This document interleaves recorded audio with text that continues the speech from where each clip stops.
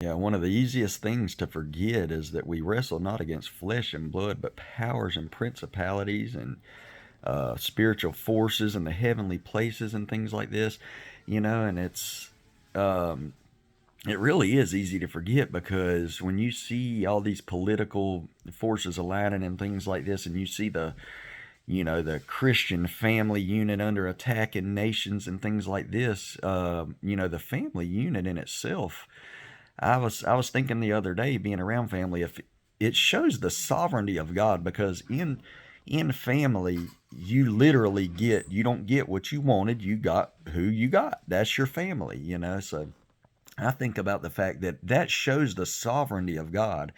And in your family, you should learn love. And if you're operating in love in the world, you should love. You should learn to endure all things, to bear all things. Love endures all things, that it bears all things. Long suffering. It don't take into account a wrong suffering. Ain't that where you learn to forgive a lot? You're growing up with family, brothers and sisters, and mothers and fathers and aunts, and you know what I mean. You learn a lot about grace and mercy and overlooking things, and just a lot about righteousness and unrighteousness in that family. Well, of course, the enemy wants to come in and divide the families up and get it. Because even Jesus, I just think about that. Sometime when I read that, he said, "Look, if you love those that love you, what credit is that to you? Even sinners do the same." And it just thinks about it, shows you how much we're into the last days, because we're literally at a point to where people don't even love those who love them half the time.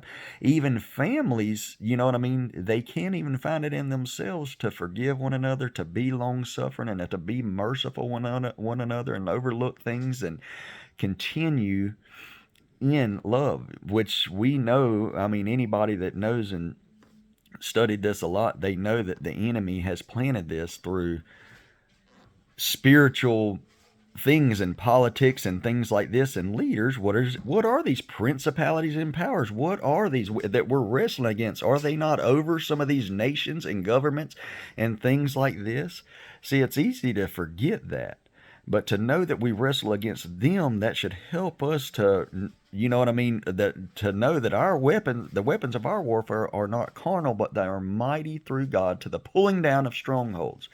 We will overcome in Christ, and in Christ alone. We will overcome when we submit to His teachings, when we do operate in love, and don't operate in the flesh. See, the flesh and the spirit are at war with one another. What does it say?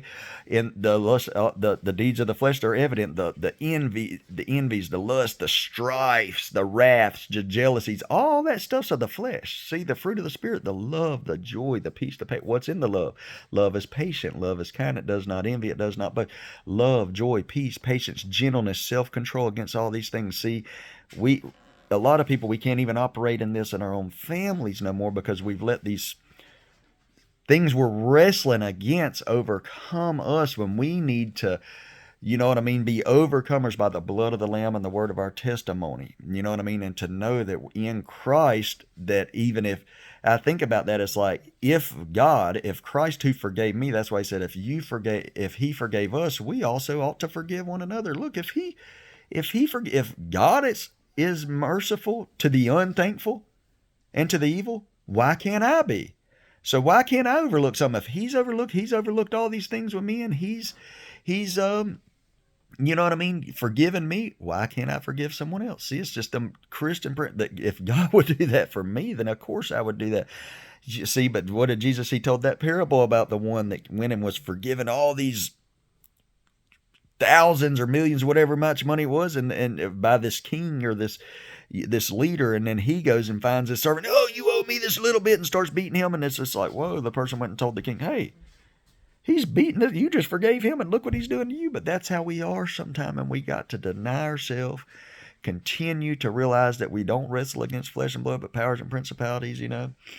So I just want to remember that, and I want to continue to purposely walk in love, to walk in mercy.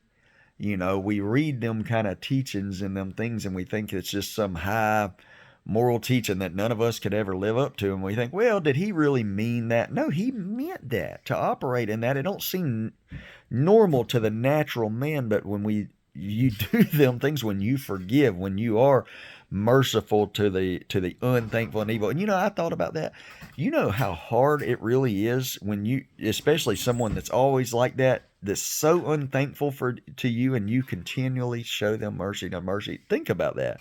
When someone just takes something from you, and you just showing them mercy.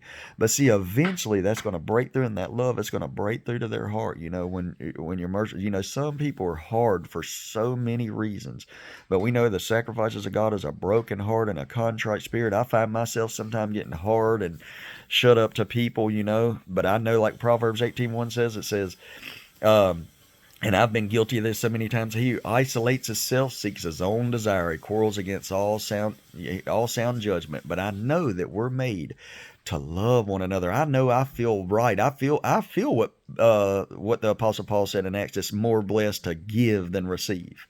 He said even the Lord himself has said it's more blessed to give than receive. And I feel that when I give. Don't you feel it's a blessing? We love to receive. It says every man's a friend to them that gives it, but to give. And even to give love, to give mercy, to give these things that people need that can take and soften. What can take, there's a song that says, what can be done to change this heart of mine, Lord? Soften it up. This hard heart of mine, soften it up, soften it up. Unless the Lord builds a house, they that labor in vain. We have to be broken at sacrifices that God are a broken heart and a contrite spirit. We have to be broken sometime before we can see these kind of things. But I know that he's able to do exceedingly abundantly above all that we can ask or think. I'm going to continue to just walk in them kind of things. Jesus, he said it like this. He said, look, you go and you do all these tithes of this mint and deal, and you do all these things. That's what I was talking about the other day. You go and you're punching your card, you're doing all these things, he said, but you've neglected the weightier matters of the law, the justice, the mercy, and them kind of thing. The mercies, be merciful to people. Where's the justice for the orphan, or for these ones getting hurt, these kids out there, and these kind of things? Why ain't we standing up for the helpless and these kind of things? Let's not forget the weightier matters while we're punching our cards and things like that, is what I'm trying to say. So God bless you all. I love you. Have a wonderful day.